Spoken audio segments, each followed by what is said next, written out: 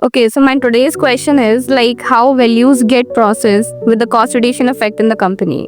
Value get processed with the Cost reduction effect in the company. constitution effect in the company। तो वरना आपसे मेरा पहला ही question यही है कि वैल्यू क्या है, फिर मैं आपके सवाल का answer. See, values are like आपकी कीमत। For example, like जैसे कोई कंपनी है, ठीक है, मार्केट में, तो कोई भी कंपनी बनती है, कोई भी ऑर्गेनाइजेशन बनती है, तो उस ऑर्गेनाइजेशन की कुछ वैल्यूज डिसाइड होती हैं। अब उन वैल्यूज को फॉलो करते हुए लाइक वो डिसाइड करते हैं। अब हम उसमें ये भी बोल सकते हैं कि वो शपथ लेते हैं कि हम इस फंडामेंटल को फॉलो करते हुए कुछ डिलीवर करेंगे मार्केट में। तो उस केस में क्या होता है कि कोई जैसे मान लो कुछ ब्रांड है जो एकदम मार्केट को ये बताते हैं कि एकदम ट्रस्टेड ब्रांड है।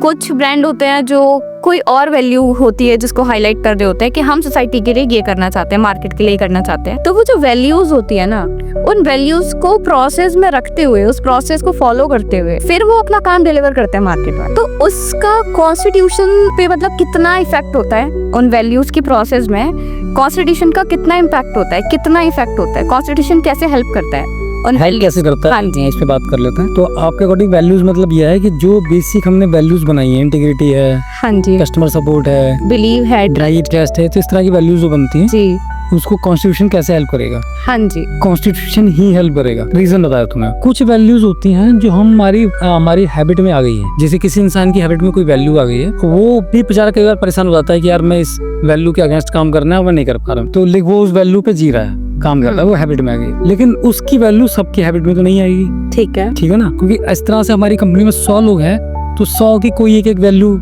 एक्टिव होगी, बाकी वैल्यू डाउन पड़ी हुई। तो लेकिन हमने कंपनी की एक वैल्यू डिसाइड करी है कि हम क्लाइंट को के लिए ये पर्टिकुलर वैल्यू के फंडामेंटल पे ही काम करेंगे। अब वो एक वैल्यू सबकी कैसे एक्टिवेट की जाए, तो वो क्या करना पड़ेगा? उसके लिए हमें 2-3 काम करने पड़ेंगे। पहले तो बताना पड़ेगा एक डॉक्यूमेंट के माध्यम थ्रू की हम इस वैल्यू पे काम करेंगे। फर्स्ट डॉक्यूमेंट, ठीक है।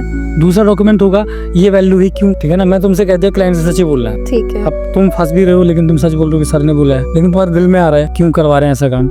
मैं चाहूँ तो झूठ बोल के 2 मिनट का इजी रिजल्ट ले सकती हूँ, ठीक है ना। तो दूसरा डॉक्यूमेंट हमने बनाया है इसके इंपॉर्टेंस के लिए कि भाई ये वैल्यूज क्यों है, ठीक है। चलो हमने समझा भी दिया, ठीक है ना। लेकिन प्रैक्टिकली वो वैल्यू से लॉन्ग टर्म में रिजल्ट क्या आएंगे। 7 हैबिट्स में जैसे एक एग्जांपल है कि आप स्टिक का ये सिरा उठाने के लिए फ्री हो, रिजल्ट का दूसरा सिरा वो आपको लेना पड़ेगा, ठीक है ना। आप चोरी करने के लिए फ्री हैं, लेकिन चोरी के अगेंस्ट में जो आपको परिणाम भुगतने होंगे वो उसके लिए आप फ्री नहीं है, रिजल्ट आपको मिलना ही मिलना है। जैसे एक हमारे यहाँ एक बड़ा बढ़िया लड़का था अक्षय ने मेरे को सवाल करा, सर एक बात बताइए कि क्या कहता है चोरी करना, डकैती करना ऑलवेज बुरा होता है, ठीक है ना। तो मैंने उसके रिजल्ट दे रहा, वैल्यू की बात कर रहा है, इसलिए मैं एग्जांपल दे रहा हूँ। मैंने ये उसका रिप्लाई किया कि अक्षय डिपेंड करता है कि चोरी करना है, डकैती करना, सपोज हम डाका डालने की बात कर रहे हैं, तो डकैती करके हम क्या कर रहे हैं और किन के लिए अच्छा हो रहा है, किन के लिए बुरा है। जिसके घर डकैती पड़ेगी उसका तो बुरा ही है, ये तो कंफर्म। अब उस डकैती वाले पैसे से हम कितना मजा कर रहे हैं, लेकिन दुनिया में ऐसे 2-3 डकैत हुए हैं जिन्होंने डकैती करके लोगों को बांट दिया, सोशल वेलफेयर किया। जैसे हिंदुस्तान में एक बहुत डाकू फेमस हुआ था, सुल्ताना डाकू, और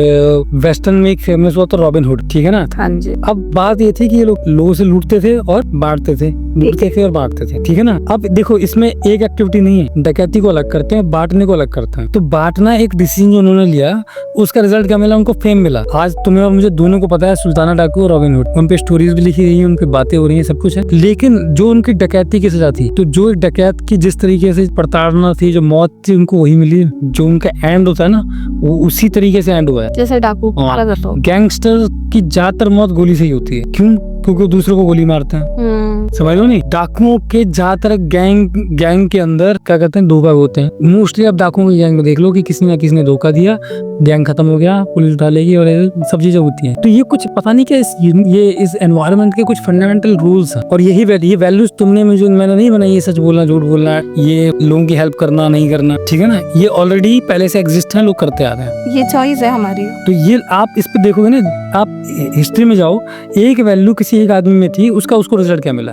सेम वैल्यू पे दूसरे आदमी को देखो, आप जब इसको ऑब्जर्व करेंगे तो रिजल्ट आपको मैच करता हुआ नजर आएगा। हाँ, तो रिजल्ट भी फिक्स है कि क्या रिजल्ट लोगों को मिल रहे हैं। तो मेरा अक्षय वही जवाब था कि अक्षय अगर हम डकैती डालेंगे, अब ठीक है हम डकैती डाल के दूसरों की हेल्प कर रहे हैं, तो फेम हमें मिलेगा, नाम मिलेगा, हो सकता है हमारे मरने के बाद भी हमें लोग याद रखें, लेकिन हमें मौत वही मिलेगी जो एक डाकू को मिलती है। तो ये वैल्यूज की इंपॉर्टेंस होती है। अब एक कंपनी में 100 लोग वैल्यूज पे कैसे ट्रेन होंगे, कैसे समझेंगे, क्यों समझेंगे, तो उसके हमें क्या करना है, उसके डॉक्यूमेंट उसके लिए होगा, वैल्यूज को बताने के लिए, दूसरा डॉक्यूमेंट उसकी इंपॉर्टेंस के लिए होगा, तीसरा उसके प्रैक्टिकल एग्जांपल के, उसके रिजल्ट्स के लिए होंगे। तो ये पूरा प्रोसेस बनेगा। फिर हम उनको समझाने में जो चैलेंजेस आएंगे तो उसके लिए हमें कॉन्स्टिट्यूशन में और चीजें ऐड करनी पड़ेंगी। लेकिन अगर हमने 100 लोगों को एक वैल्यूज के लिए परफेक्ट बना दिया इनसाइड आउट, वो दिल से उस चीज को एक्सेप्ट कर गए।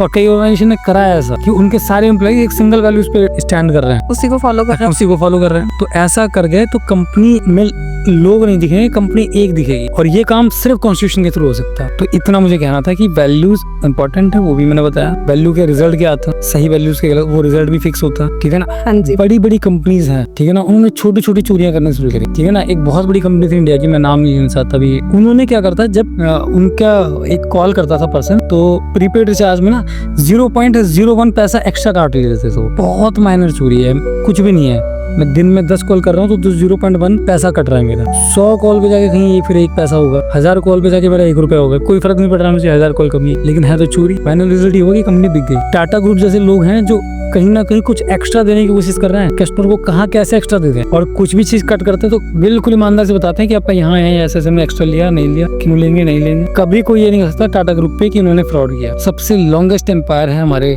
कंट्री का, अब जो वर्ल्ड में फैल रहा है। तो ये वैल्यूज की बातें हैं। अभी जैसे टाटा, रतन टाटा जी हटे थे तो जो उनकी जगह साइरस मिस्त्री कौन आए थे जो और उन्होंने टाटा इंडिकॉम वाला जो इशू आया था, तो रतन टाटा ने उठा के तुरंत अपनी पावर का इस्तेमाल करके हटा दिया कि नहीं, वैल्यूज के साथ कॉम्प्रोमाइज टाटा ग्रुप नहीं करेगा, हमारी अर्निंग यही है।